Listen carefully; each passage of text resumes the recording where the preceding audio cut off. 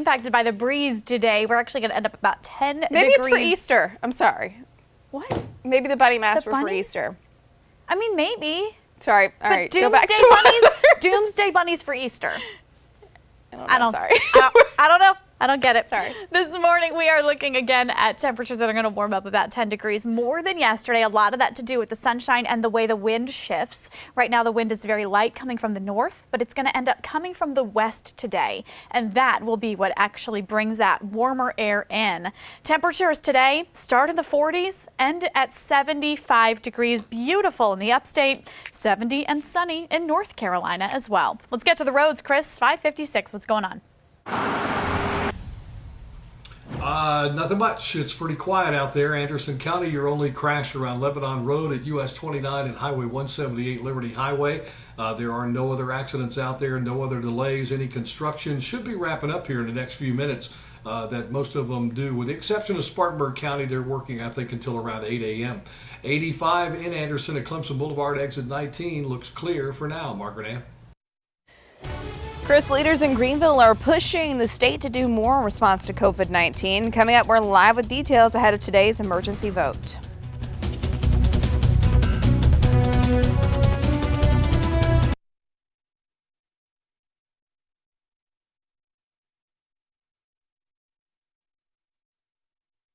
The furries and like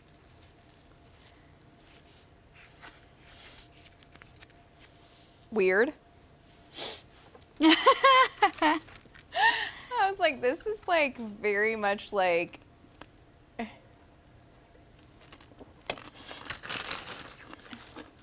my God, that's so crazy. it's like a kink or something. It looks like a kink. Okay, so last night, yeah, so the neighbors are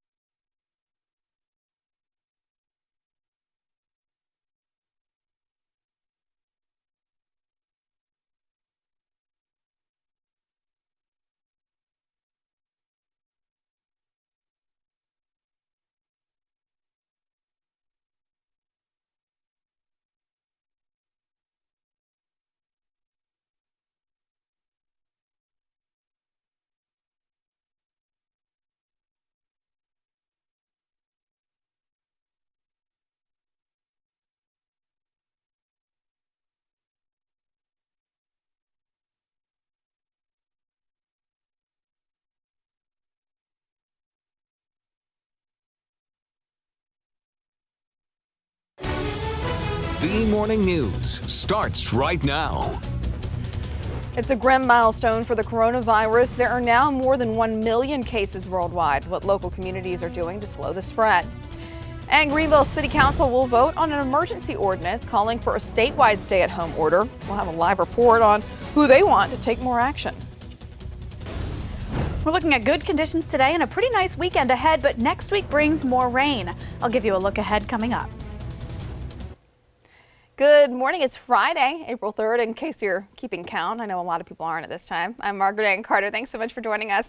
Of course, we've got most of the news team under the building here today. Ted Phaeton, meteorologist Nicole Pape, Chris Scott working from home. How are you guys doing? Pretty Doing good well. so far. Hanging in there. Not a bad start to the morning. It really isn't, and it's going to be a beautiful day again. It is. It is. We really have great conditions coming, and you'll want to get out and enjoy it. I know allergies may still be a problem, so take your precautions, but we're in for sunshine and warmer conditions today than we've seen in the last few days. Right now, the sky's clear. It's a little chilly in the early hours of the day, just like it was yesterday, but we are looking great today and tomorrow, both quite nice. And then by Sunday, some of that unsettled weather that's to the west, that'll start to build in. So the end of the weekend brings some changes. Temperatures today reach about 75 degrees in the upstate and 70 in North Carolina. I'll tell you about the rest of the weekend's temperatures coming up in a minute, but let's get to the roads first. Hey, Chris.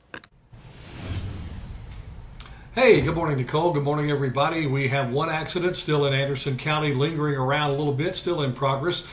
Be careful and watch out for Lebanon Road around Liberty Highway 178. That's where that accident is. There are no injuries. However, if you look on our map there, you'll see yellow, meaning that traffic is backing up a little bit, or at least slowing down as they get by that accident. We certainly hope that they will be cautious around the highway patrol and whoever's working that one. 85 south, exit 56, right around the airport exit, and Highway 14. Everything looking good. Again, the interstates are all clear. Residential areas right now, the most quiet, as folks are hopefully staying home. Margaret Ann? Well, there are now more than 1 million confirmed cases of the coronavirus worldwide. This is a huge milestone for the pandemic and not a good one. The United States, Italy, and Spain remain at the forefront of it, making up nearly half of all reported infections. Here's a look at the numbers around the world. Those cases impact 181 countries and regions. Now, according to Johns Hopkins University, there has been more than 53,000 deaths worldwide. The U.S. accounts for more than 245,000 of those cases. And thankfully, there are more than 211,000 recovered cases. That's also a number that we continue to see rise every day. While coronavirus cases continue to rise in the upstate, Greenville city leaders believe that a stay-at-home order is needed, and they're making a decision soon, calling on our governor to tighten up those requirements. Fox Carolina's Michelle Zhu is live right now in downtown Greenville with more on why locals feel that this is absolutely necessary. Michelle? Margaret Ann, good morning. It may be tough for some people to see downtown here so empty, but many seem to agree that social distancing is needed right now to help stop the virus from spreading. Now, Greenville City Council leaders are set to take a vote later this morning on an emergency ordinance, and they're calling on our Governor Henry McMaster to issue a stay-at-home order for our entire state. So the emergency ordinance is strongly encouraging people in the city to stay home and practice social distancing, and this would excuse people working or conducting essential business. Now, council leaders hope Governor McMaster will issue the order in South Carolina for at least 14 days, and some locals say they would support the emergency ordinance because they don't want to take any chances. I believe it's needed. It's really running rapid. Our family is from New Jersey and New York area, so it's really scary to know that it could get to that level. Now, City Council will take a vote on this morning at 10 o'clock. Of course, they will be doing this virtually. And if passed, it would apply to the city of Greenville, but also the entire state. And it would also grant officials the authority to fine people up to $100 if they don't comply. So we'll have to stay tuned and see what they have to say at 10 o'clock. Back to you. You know, I was just looking up a map right now that was showing the states that have statewide orders in place, stay-at-home orders. And South Carolina is just 1 out of 13 across the country right now that does not have a statewide stay-at-home order. And we're the only state in the Southeast without one. So that's something for folks to think about as well. Well, 6:04, let's get over to Ted now. Margaret Ann, thank you. Also in Greenville, the county council is amending their own rules. This will now allow them to be able to vote on future issues without meeting in person for the next couple of months. Council held a virtual meeting yesterday to make the decision.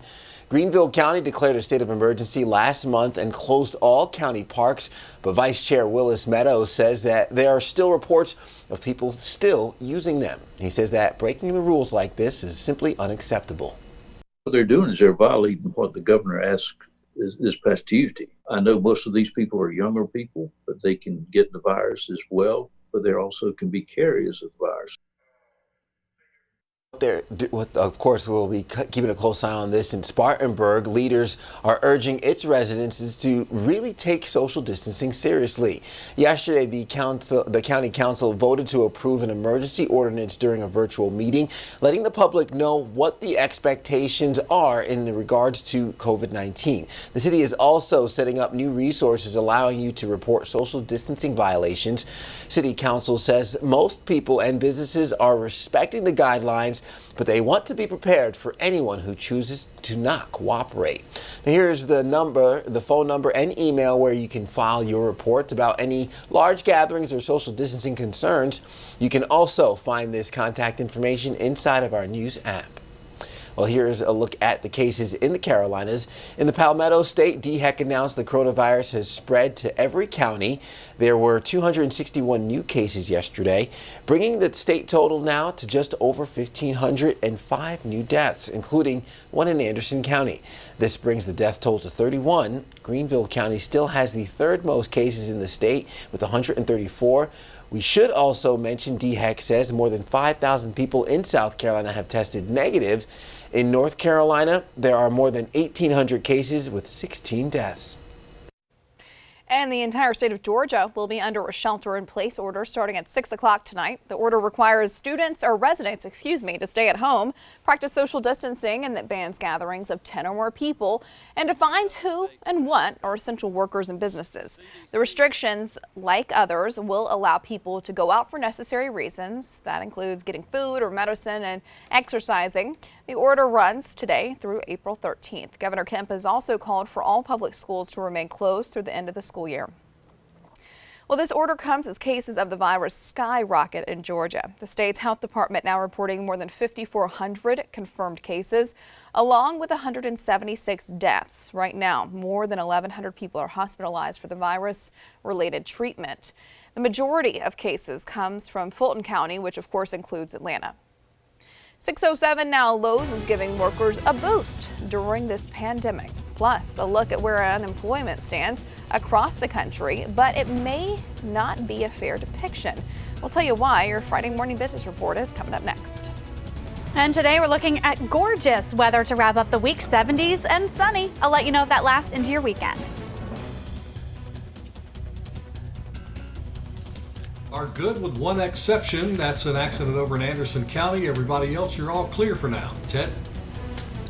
Chris, thanks. We had to break this morning taking a live look. South Carolina State House in Columbia. Of course, South Carolina, one of the states that currently does not have a statewide stay-at-home order. Many folks pushing Governor McMaster to make the call.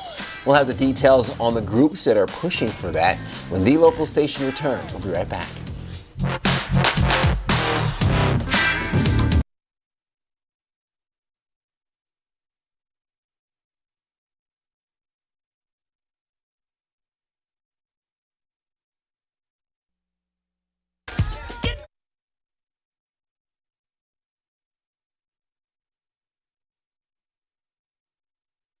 Now, time for Fox Carolina weather. Weather Rate's certified most accurate local forecast.